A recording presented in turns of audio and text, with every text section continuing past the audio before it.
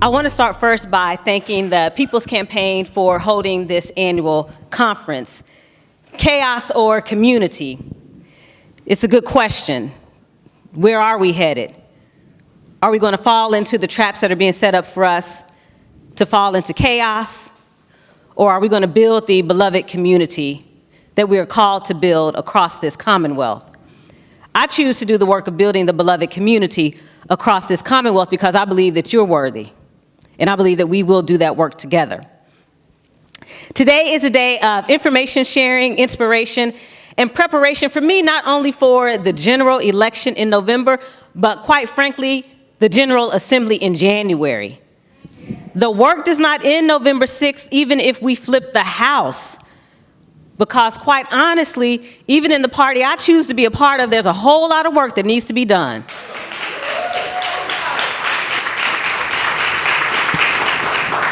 I came here this morning to remind you that we, the people, will win. We will not only win at the ballot, but we will win with policies and programs that lift up the people that we care about. In the face of so much chaos in Frankfurt and in Washington, D.C., I am hopeful. I'm hopeful when I see the Poor People's Campaign lifting up poverty as a priority agenda item across Kentucky. And despite being told that they could not enter their own house in Frankfurt, they kept showing up. They were not deterred. Representative George Brown is walking in right in time for me to say thank you to him for joining with me in writing a letter to everybody saying, what in the world are you doing here, keeping Kentuckians from coming into their house? And as you all know, the Attorney General issued his opinion saying that those actions were unlawful and those doors must be open, and they were open to the people of Kentucky. So how many of you here have seen the movie Black Panther? I was going to say, if everybody didn't raise their hands, we're going to have some problems. So if you haven't seen it yet, you've got to go see the movie Black Panther. I've seen it maybe 3 times. Is that right, Ashanti? My daughter's here. She's like, yes, we did, 3 times, yes. We don't have it on bootleg because, you know, that's not legal, and we want to make sure that we fund the movies that we are part of. So King T'Challa told us what we need to do, and this is what he said we need to do. Now more than ever, the illusions of division threaten our very existence. We know more connects us than separates us. In times of crisis, the wise build bridges, while the foolish build barriers. We must find a way to look after one another as if we were one single tribe. Right now, we need a Black Panther kind of movement, folks.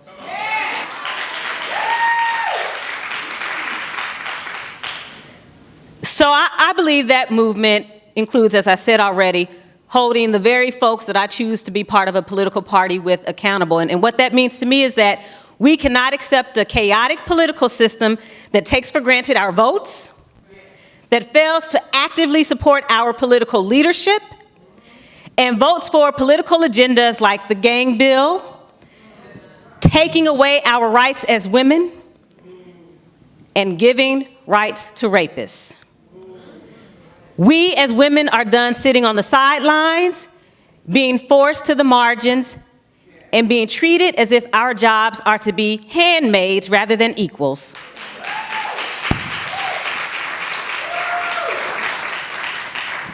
But I also have to speak for, since I'm up here right now, Representative Brown will be up here later and will be able to speak from a more informed, experiential perspective for the Black men who are serving in Frankfurt. But I have to say, I'm very disappointed that so far the other candidates that have either expressed interest in running for governor or who have announced have not even considered the Black men who are serving in Frankfurt as lieutenant governor candidates.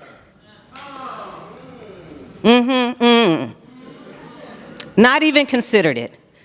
But instead are looking at the same kind of person to be their lieutenant governor candidates. It's as if they're competing with one another to make sure they can do the best to not get any of us to be on the ticket with them. Now, I feel like I gave some warnings during the last gubernatorial race and said, Listen here, I'm talking to black folks at church who are like, I'm voting for this Bevin guy because he's got this black woman, and before I die, I want to see somebody black serving at that level in Frankfort. Now, nobody, I don't know if anybody in here can be honest and say you knew what he was going to be like when he was elected governor. I did not think he was going to be this awful. So I was like, okay, I can't get mad at Granny, because she wants to see something she's never seen in her life. And what happens is Republicans win every time because they connect with younger folks, and they at least do that basic, superficial work of grabbing one of us to run on a ticket with them. But even the party that I choose to be a part of that claims that it stands with us has not even done that yet.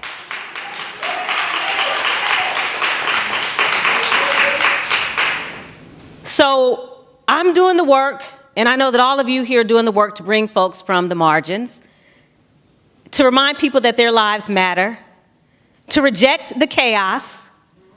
And I believe that in order for us to do any of the work to build a movement that's centered on civil rights and human rights, that we must eradicate poverty. If I were to decide today, and I've already said multiple times that I'm going to make an announcement after November, but if I were to decide today to run for governor, eradicating poverty would be my priority platform.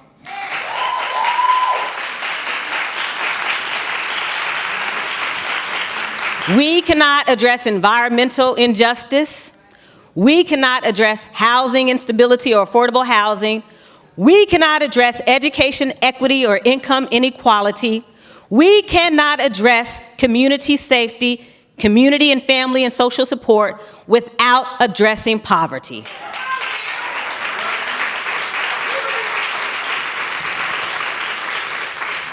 So to build that agenda that we must have after November and going into the legislative session in January, I have to say that I'm proud of the volunteers who have been working with me these past few months, starting in June with Juneteenth, and then on Wednesday with the 8th of August, to knock on doors in District 41 in predominantly black neighborhoods to make sure that folks are registered to vote, that they have rides to the polls, and that they are going to get out and vote on November 6th.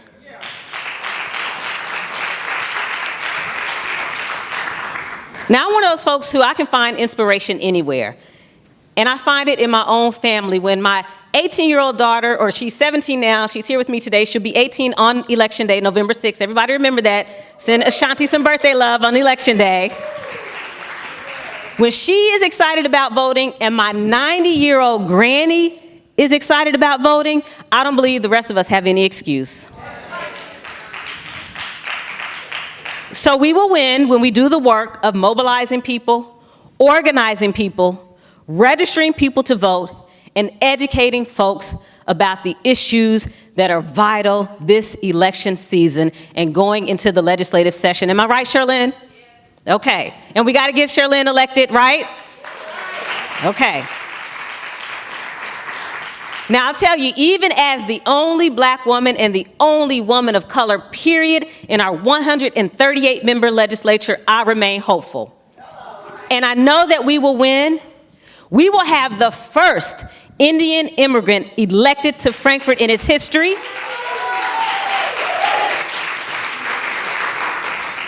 We will double the number of black women serving in the House. That means how many are we going to have? How many? 2 whole black women, y'all. And we're supposed to get excited about my party of choice. But anyway, y'all didn't bring me here today to talk about that. And we will elect Denise Gray as the first black woman senator in nearly 30 years. I'm inspired. Are you inspired? Are you ready to get to work? Yes. Well, I need you to knock on doors. I need you to make phone calls. I need you to donate $5 or $10. We have 12 weeks to win. We have 12 weeks to build the beloved community. Are you with me? Yes. Well, let's do that work, y'all. Thank you so much.